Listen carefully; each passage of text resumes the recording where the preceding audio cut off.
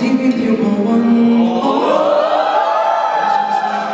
環境存在，從來人生於攀遠，天天總有上演，告訴你我動人故事，動人情節留下伏線，細心飾演。如何人生粉碎像未曾，無言流淚滿身抖震。如何遇見神，被擁抱再得起身。明明平安彷彿天邊遠，流年遊蕩暗室方寸。然遇見神，被呼氣再新精彩新內心。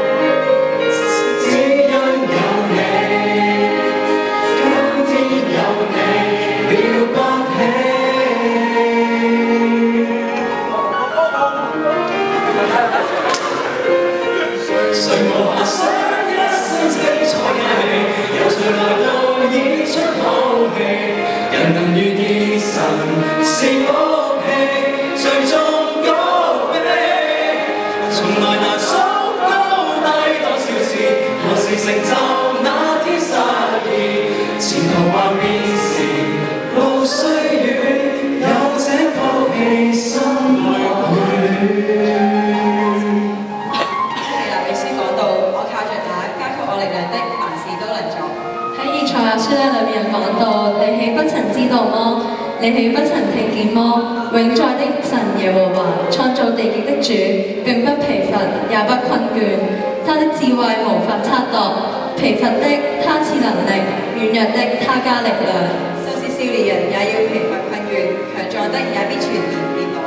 但那等待耶和華的必重新得力，他們必如鷹展翅上騰，他們奔跑卻不困倦，行走卻不疲乏。咁經過一年時間啦，大家都完咗一個學期，都知道自己嘅成績係點啦。咁又好又唔好嘅，咁又開心又唔開心啦。咁可能有啲人要留班，有啲人要可以升班啦。咁尤其是我哋 Grade 11升上 Grade 10要面對公開考試啊，其實都要在座每一個人都要面對公開考試嘅。所以希望大家可以靠住神嘅力量喺呢個暑假好好運用，大家都。